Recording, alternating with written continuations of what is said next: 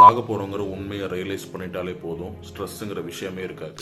என்னங்க எனக்கு ஒண்ணுமே புரியல. அதுதானப்பா எனக்கும் புரியல.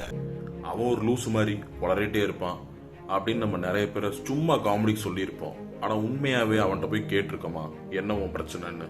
ஸ்ட்ரெஸ் ரொம்ப ரொம்ப காமன் ஆயிருச்சு. ஸ்ட்ரெஸ் இல்லாத மனுஷன் இல்ல, ஸ்ட்ரெஸ் இல்லாதவன் மனுஷனே இல்லைங்கிற ரேஞ்சுக்கு இந்த சிச்சுவேஷன் மாறி இருக்கு. இந்த ஸ்ட்ரெஸ்ல இருந்து ஈஸியா வெளியே வர்றதுக்கு 5 ஸ்டெப் தான். ஃபர்ஸ்ட், இத பத்தி ஓப்பனா பேசுங்க. சொன்னாதான் தெரியும், தெரிஞ்சாதான் சொல்யூஷன் கொடுக்க முடியும், தப்பே இல்லை. செகண்ட், நல்லா தூங்குங்க. தூக்கம் வரலையா, ஒரு புக் எடுத்து 10 பேஜ் படிங்க, நல்ல தூக்கம் வரும். இது ப்ரூவன் மெத்தட். தேர்டு, வாக்கிங் போங்க, முடிஞ்சா ரன்னிங் போங்க.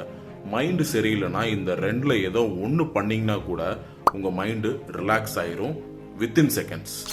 ஃபோர்த்து, கம்பேர் பண்ணாதீங்க. உங்க லைஃப் வேற யாராலையும் வாழ முடியாது, அதே மாதிரி தான் அடுத்தவங்க வாழ்க்கையும் உங்களால வாழ முடியாது. இந்த ஒரு விஷயத்தை மட்டும் புரிஞ்சுட்டா போதும். ஃபிஃப்த்து, நோ சொல்லி பழகுங்க. நீங்க நோ சொன்னா மேபி அவங்க உங்க பின்னாடி பேசுவாங்க, அவ்வளவுதான்.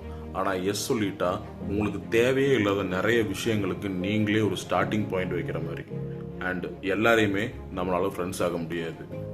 மொத்தத்துல சோகமா இருந்தால் லாஸ் உங்களுக்கு மட்டும்தான், அதை மட்டும் புரிஞ்சுக்கோங்க.